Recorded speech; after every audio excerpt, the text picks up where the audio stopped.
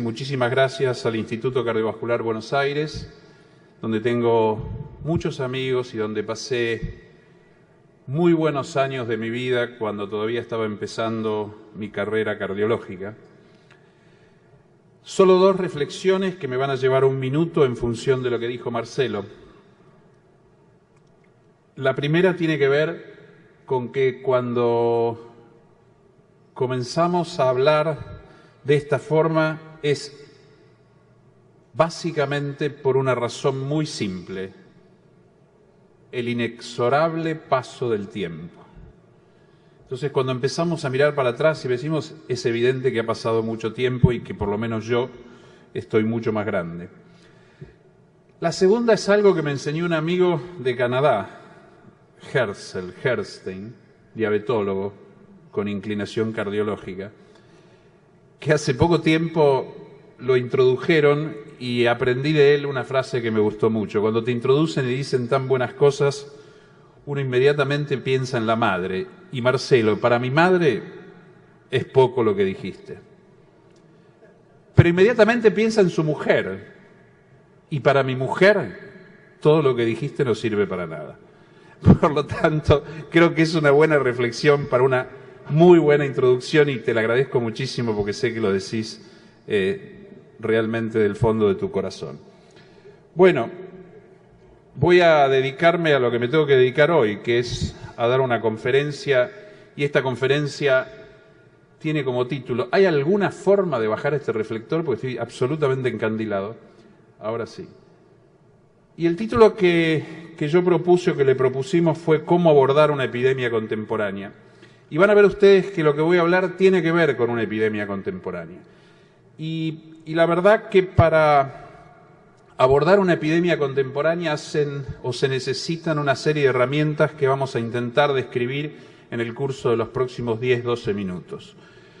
Ustedes saben que ahora cada conferencia que uno da tiene que poner un slide donde dice cuáles son los conflictos de intereses que uno tiene. Y yo tengo un montón de conflictos de intereses, realmente se los digo. Y creo que la mayoría de todos los que estamos sentados acá tenemos conflictos de intereses porque en realidad participar de una sociedad, tener una vida activa, implica tener intereses creados, definitivamente.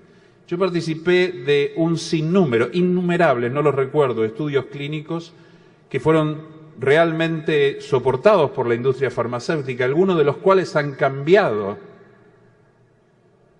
el modo de tratar pacientes con afecciones cardiovasculares. Y eso fue un soporte de la industria, por lo tanto, muy orgulloso lo digo, he participado en parte de algunos de los mínimos cambios que se produjeron en la medicina en los últimos 20 años.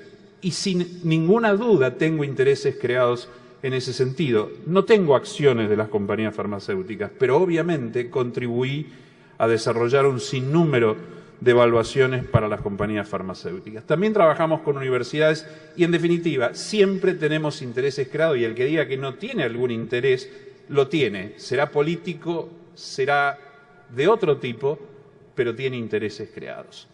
Y fíjense que empiezo por un diapositivo que a mí me impacta profundamente. Esto fue escrito en la década del 80, a principios de la década del 80, cuando yo era residente de cardiología. Yo me recibí de cardiólogo en el año 1984 en la Fundación Favaloro, que en ese momento se localizaba en el Sanatorio Güemes. Y mis jefes eran el doctor Tronjé y el doctor Bertolazzi. Y siempre comento que cuando me fui del Sanatorio Güemes, el último día de haber pasado por ahí, hablé con Jorge Tronjé, que a lo mejor está, no sé, y le dije, Jorge, ¿cuál es el colesterol normal? Y Jorge me miró y me dijo, me parece que 250. Después de 250 empezamos a mirarlo como que es alto, pero no sabemos muy bien qué hacer. Y yo estaba preocupado porque me volví a Rosario y digo, seguramente va a venir alguien y va a tener 340 de colesterol y yo lo voy a mirar y no voy a saber qué hacer. Y eso era lo que conocíamos en ese momento de ciertos aspectos de esta enfermedad. En esa misma época, este hombre que se llama Ross publicaba, para mí, 2 artículos fundamentales. Y acá hay muchos residentes, se los recomiendo realmente, léanlo muy detenidamente. El primero dice, enfermos o individuos enfermos o poblaciones enfermas. Y entender ese concepto es entender parte de lo que nos pasa en la medicina contemporánea, específicamente en el área cardiovascular. No tiene nada que ver una población enferma con un individuo enfermo. O dicho de otro modo, si ustedes suponen rápidamente que están en una población, por ejemplo, en una ciudad chica de 100.000 habitantes, en donde la media de colesterol de esa población es 230, por decir un número, y algunos individuos hacen un infarto de miocardio y otros individuos no hacen un infarto de miocardio. Si ustedes ponen, y todos esos individuos tienen 230 de colesterol, y ponen todos esos individuos y los analizan, es evidente que el colesterol no es el factor de riesgo asociado a enfermedad coronaria, porque todos tienen colesterol alto.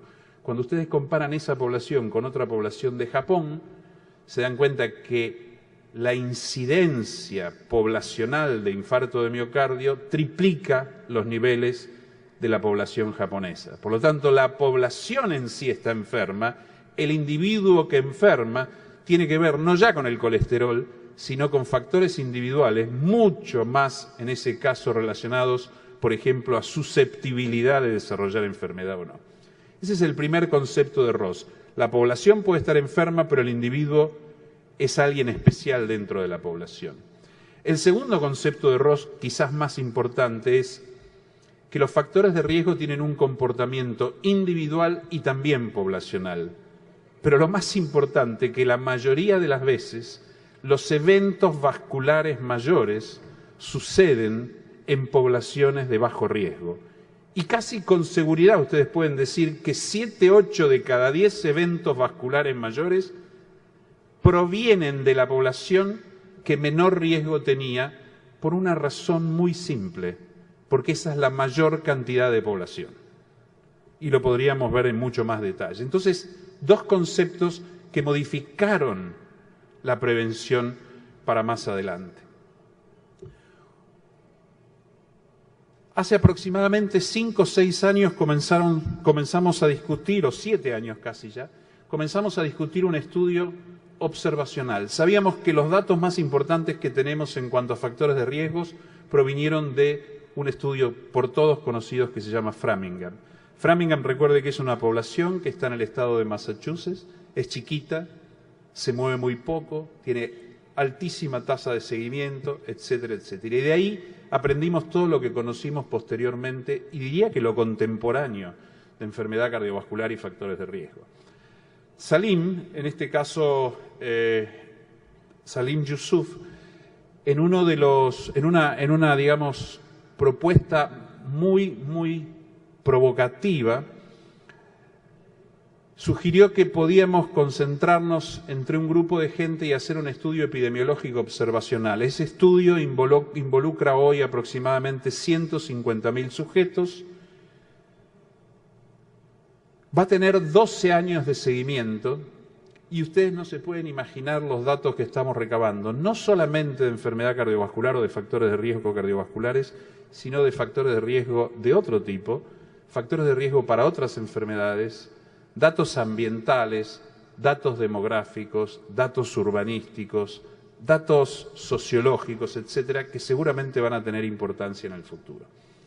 En uno de los primeros análisis que hicimos fue este, y era qué pasaba de esos 150.000 sujetos con aquellos individuos que, habiendo padecido un evento vascular en el pasado, cómo eran tratados. Queríamos saber cómo la población del mundo estaba tratando a esos enfermos. Estos sí son enfermos, no son sujetos. Son sujetos que, habiendo padecido un evento vascular, y ahí tienen el denominador, no llego a verlo desde acá y tampoco lo veo en mi computadora, pero son un número apreciable de sujetos. Y fíjense qué interesante, uno después de haber sufrido un evento vascular, al menos durante el primer año, debería requerir por lo menos 4 drogas. Vamos a suponer que debería requerir por lo menos 3 drogas. Y lo que ustedes pueden observar ahí, que una droga, o mejor dicho, ninguna droga, que es esta columna, se ve con una prevalencia cada vez mayor en función de la categoría socioeconómica del país a que pertenezca. O dicho de otro modo, un elevado porcentaje de sujetos que tienen que requerir drogas no reciben ninguna droga. Obviamente 4 drogas reciben muy poco, reciben no más de un 20% en los países que están catalogados como de alto recurso económico y mucho menos, ustedes vean que desaparece. Y una droga se utiliza también muy poco, siendo global, el fenómeno global, que la gente no está recibiendo tratamientos de probada eficacia después de haber sufrido un evento vascular, que sería lo más, digamos, lo más paradigmático. ¿Cómo está tratada la gente? La gente no está tratada. Y si sabemos algo de tratar en prevención, es prevención secundaria. Todos sabemos que hay que dar aspirina, todos sabemos que hay que dar, si es después de un infarto, un betabloqueante, todos sabemos que hay que dar un inhibidor del sistema renina-angiotensina-aldosterona, todos sabemos que hay que dar una estatina. Bueno, sabemos pero no lo usamos.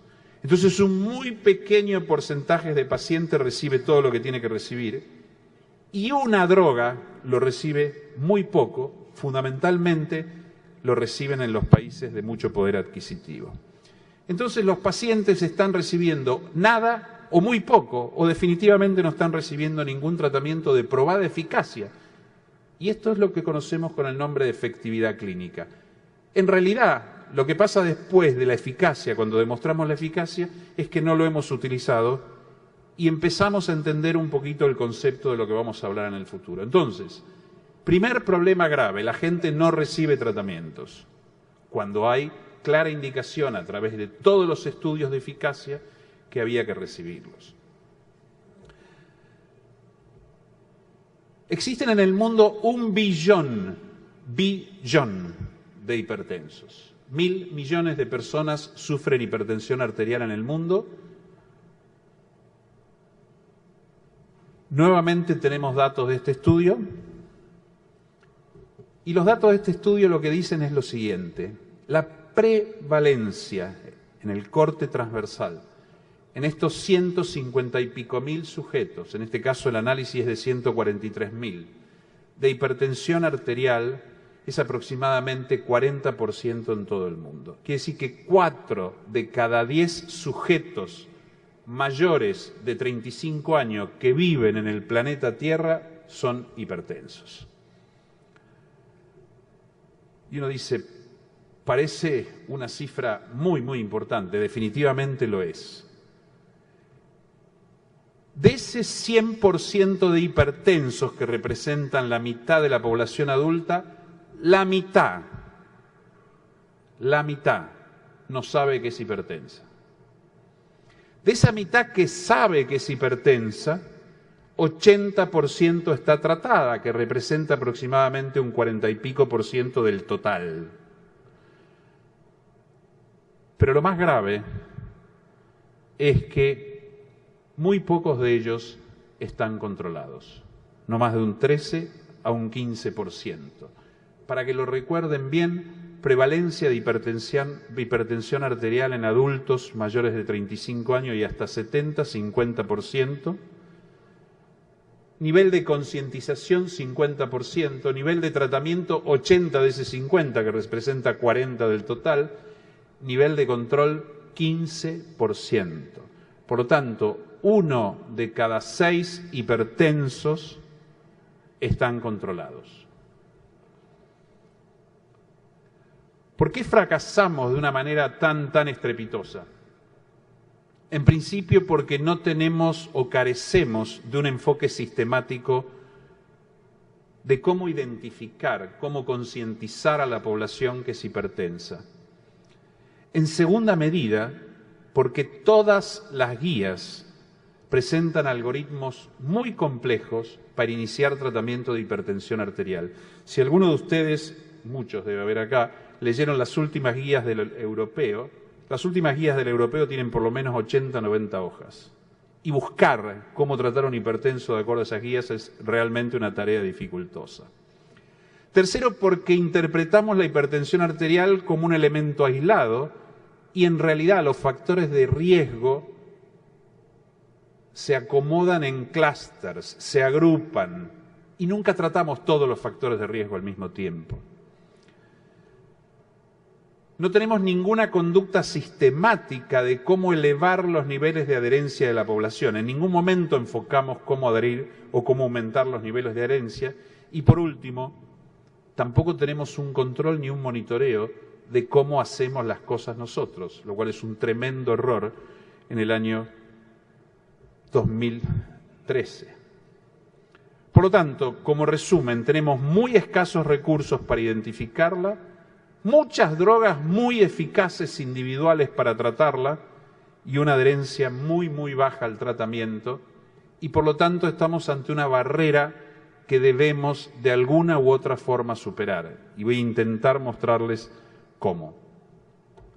Esto es un programa que estamos presentando que se llama Identificación, Tratamiento y Control de Hipertensión Arterial. Fíjense que hacemos hincapié en dos fases: identificar y controlar. ¿Y cómo identificar y controlar? Primer punto, si yo elevo el nivel de conciencia de 50% a X, es obvio que elevo la tasa de tratados y es obvio que elevo la tasa de controlados. Recuerden ustedes, hoy 15% de la población del mundo y de la Argentina, en Argentina analizamos 7.500 sujetos, no está controlada. ¿Cuántos son los pacientes que alcanzan una TA de promedio normal con diferentes drogas antihipertensivas? Lo conocen perfectamente, pero no son muchos. Con drogas individuales no son muchos estos pacientes. Y la cantidad de drogas que yo necesito para controlar la presión son por lo menos entre 2 a 3. Uno podría decir que la media son 2.5 drogas que necesito para tratar la presión. Entonces viene un concepto diferente que incluso se contrapone con una historia cultural que tenemos nosotros y que es cómo podemos aumentar la adherencia, cómo podemos aumentar la efectividad clínica, no la eficacia, la efectividad clínica, mediante alguna estrategia farmacológica diferente, y es lo que conocemos con el nombre de combinación de fármacos. Hace poco tiempo tuve que hablar de esto en Rosario, y me acuerdo que cuando terminé, vino un neumonólogo que forma parte de la Facultad de Medicina, que es profesor de la Facultad de Medicina, y me dijo: mire, doctor, le quiero avisar que yo estoy absolutamente en contra de todo lo que usted ha comentado sobre la combinación de fármacos. No me extrañó, porque yo también estudié en la Facultad de Medicina de Rosario, y una de las mayores improntas culturales que me llevé de esa facultad fue no usar combinación de fármacos. Afortunadamente pude evolucionar un poco y creo que estoy reviendo ese concepto, pero traemos una impronta cultural muy intensa que dice no usemos combinación de fármacos. Bueno, en el año 2001-2002, esto está en la web, si ustedes lo buscan, hay una reunión entre Yusuf Peto y el Medical Research Council de Inglaterra, donde ya hablan de combinación de drogas y creen que lo proponen como una solución para la enfermedad crónica. Y dicen que la combinación de alguno de estos componentes de probada eficacia podría tener efecto sinérgico y podría impactar muy favorablemente en pacientes de riesgo. Y que cuando usamos toda junta, eso podría ser una reducción de riesgo proporcional muy, muy importante, 60, 70, 80%. En 2003, este paper de Wald y Law, para mí es uno de los papers más importantes que se han publicado en los últimos 30, 40 años. Y de hecho está como uno de los artículos más importantes publicados en medicina en los últimos 50 años. ¿Y por qué es importante? Porque Law y Wald van mucho más allá. Y ellos dicen, muy provocativamente, y no digo que esto haya que usarlo, porque se me interpreta que digo que haya que hacerlo así. Law y Wald dicen, si el único factor de riesgo importante que conocemos es edad, a todo paciente mayor de 55 años, independientemente de cualquier nivel de factor de riesgo, habría que administrarle una polipil. Uno puede decir que es exagerado o uno puede decir que está en lo correcto. Lo que estoy seguro que ese concepto y esa aseveración va a tener tremendo impacto en los próximos 10, 15 años y muy probablemente empecemos a revisar lo que ellos dijeron en el año 2003, porque muy probablemente algo de eso haya.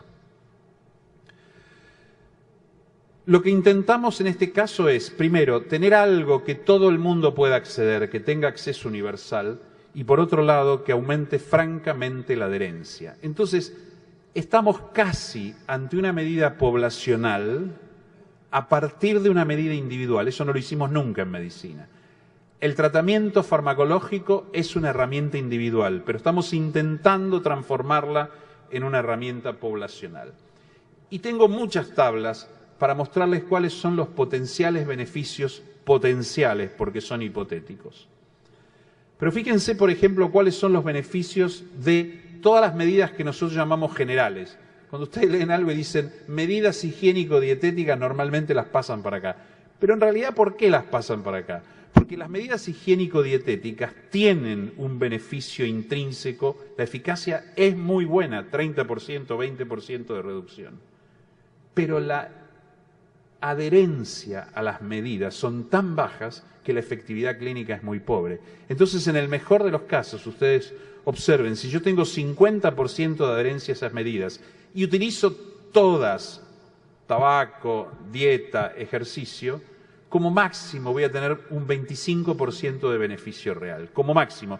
Y creo que jamás llegamos a un 50% de adherencia en tabaco, ejercicio y hábitos alimentarios. Por lo tanto, este es un problema real.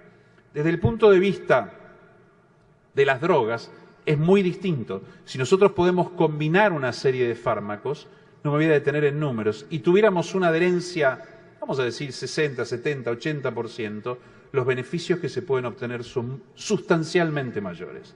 En hipertensión arterial, por ejemplo, en stroke supera el 50%, en enfermedad coronaria está alrededor del 30-40%. Por lo tanto, estamos trabajando con muchos fármacos que, si la adherencia es buena, podemos realmente obtener niveles no de eficacia, porque eficacia los conocemos, de efectividad clínica muy, muy elevados. Y acá, por ejemplo, está en este diapositivo, que tampoco me voy a detener demasiado, fíjense que están cómo responde las drogas en caso de presión arterial sobre el gráfico de la izquierda, cuando yo doy 1, 2, 3, o cuando doy Polycap, en la dosis que deberíamos utilizar, que es el doble de la dosis, y obtengo un beneficio en términos de presión arterial muy, muy elevado. ¿Por qué? Porque las tres drogas combinadas bajan la presión aproximadamente 10-12 milímetros de mercurio. Y si yo eso lo proyecto y digo, bueno, si yo logro todo esto, ¿cuánto podría ser el beneficio potencial? Porque todavía no lo medí, y el beneficio potencial supera el 60%. Es decir, yo podría trabajar con una droga que tiene un beneficio potencial cercano al 60%. Y acá de nuevo son tablas y más números que no tienen demasiada importancia, pero que en definitiva lo que nos está diciendo es que cualquiera sea la combinación que utilicemos, si damos una Polycap y podemos hacer además que el paciente ejercite alguno de los instrumentos que tenemos para mejorar su dieta, ejercicio, etcétera, podemos llegar a niveles de reducción de riesgo que pueden hasta superar el 70%.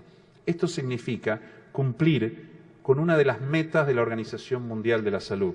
Todos ustedes deben conocer que la Organización Mundial de la Salud, para países emergentes, aquellos que están en la segunda capa, medianos y bajos recursos, nos pide un 25% de reducción de enfermedad coronaria y muerte por enfermedad coronaria en el año 2025.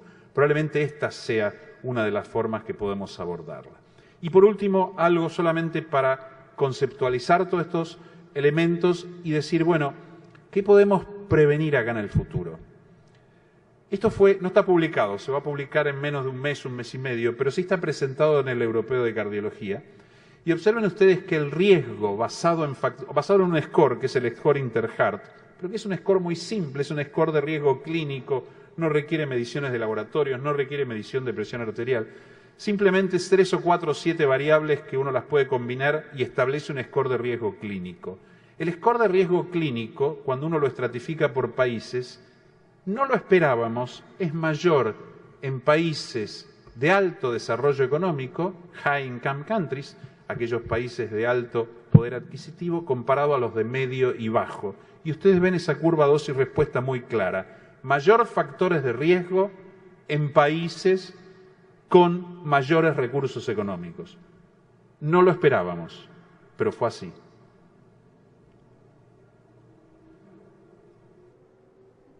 Interesante. Hay una clara asociación entre el riesgo y algún tipo de eventos relacionados a enfermedad coronaria. Entonces, si yo analizo ahora qué le sucede a la población de esos países, cuando analizo que son eventos que suceden como admisión hospitalaria por eventos vasculares no fatales, ¿me siguen? Hay un patrón idéntico a los factores de riesgo. Quiere decir que un evento más blando, como ser admisión hospitalaria por alguna forma no tan grave de enfermedad coronaria, sigue el patrón de riesgo. A más riesgo, más admisiones hospitalarias; a menos riesgo, menos admisiones hospitalarias. Parece coherente. Pero cuando analizamos formas graves de eventos cardiovasculares, el patrón se invierte absolutamente. ¿Y qué quiere decir ahora? Que las formas graves en donde intervienen infarto, stroke o muerte, estos tres eventos, ahora el patrón se invierte y resulta que hay más eventos proporcionalmente en aquellos países de bajos y medianos recursos, que tenían menos riesgo. Entonces, esta disociación no la pudimos entender. Cuando analizamos eventos fatales, el patrón es exactamente igual. Quiere decir que las formas graves de enfermedad se concentran en los países que menos riesgo tenían y las formas leves de enfermedad están más concentradas en países que más riesgo tenían. La conclusión preliminar es que el tratamiento tiene mucho que ver. ¿Y qué significa el tratamiento tiene mucho que ver? Lo que yo pueda hacer con formas clínicas intermedias de enfermedad coronaria es evidente que tiene impacto en la mortalidad y en el desarrollo de eventos graves futuros. O dicho de otro modo, cuanto mejor trato al paciente, mejor me va en términos de reducción de infarto, stroke y muerte. Esto es absolutamente nuevo y no lo entendíamos y no lo conocíamos, y fue un hallazgo que encontramos ahora. Por lo tanto, ahora de nuevo decimos, estas dos formas de encarar la prevención, individual o poblacional, tienen más importancia que nunca, son más relevantes que nunca en el contexto de este momento que estamos viviendo. Y quizás, y esto es una hipótesis, las medidas individuales que hoy utilizamos, fíjense que en términos generales decimos alimentación, ejercicio y hábitos, el impacto es modesto del punto de vista individual. Es poco lo que los médicos modulamos en un consultorio y frente a un individuo cuando intentamos que mejore alimentación, hábitos, etc. Del punto de vista del tratamiento, para nombrar tres nada más, hipertensión, colesterol y diabetes, nuestro impacto es de moderado para bajo. Por lo tanto, las medidas poblacionales que definitivamente han dado eficacia en términos, por ejemplo, de tabaco, la ley antitabaco funciona en todos lados del mundo. Y si ustedes simplemente analizan lo que pasa en Argentina, se darán cuenta que la gente fuma mucho menos desde que está implantada la ley. El desarrollo urbanístico no hemos hecho nada, políticas alimentarias hemos hecho muy poco. Por último, ¿existe alguna posibilidad que utilicemos medidas poblacionales frente al tratamiento de esta epidemia real? Definitivamente sí. Podemos utilizar una combinación de medidas poblacionales en el individuo, como a través de la expansión en la indicación de una medicación que es ampliamente universal, porque es de muy bajo costo, centavos cuesta, es genérica, nadie la puede patentar, no hay ningún laboratorio que tenga una patente sobre esta, por lo tanto siempre va a ser muy económica, es de muy fácil administración y de muy elevada adherencia. Por supuesto, todo esto lo estamos evaluando porque no tenemos datos firmes, salvo datos. Por lo tanto, creo que tenemos un terreno realmente fértil para que haya un cambio sustancial en los próximos 10 años. Este cambio sustancial no lo tenemos que hacer probablemente los cardiólogos de mi edad. Probablemente todos los jóvenes que acá están en este momento y todos los jóvenes que pertenecen a la cardiología y a especialidades afines a la cardiología, creo que tienen un rol crítico en entender estos conceptos. Volviendo a la epidemiología, después de muchos años de hacer cardiología clínica y mirando la epidemiología, uno empieza a ver una serie de elementos y herramientas que no tenía al alcance cuando yo empecé a hacer cardiología clínica. Así que creo que realmente estamos ante un momento fascinante. Todos podemos poner un granito de arena para cortar esta epidemia donde realmente estamos fracasando de manera estrepitosa. Recuerden, váyanse con un concepto: 1 de cada 6 hipertensos en la República Argentina está controlado. Y estoy hablando de datos de muchos miles de pacientes. 1 de cada 6 hipertensos en el mundo está controlado. Por lo tanto, tenemos muchísimo por hacer y creo que es posible hacerlo en el muy corto plazo. Muchas gracias.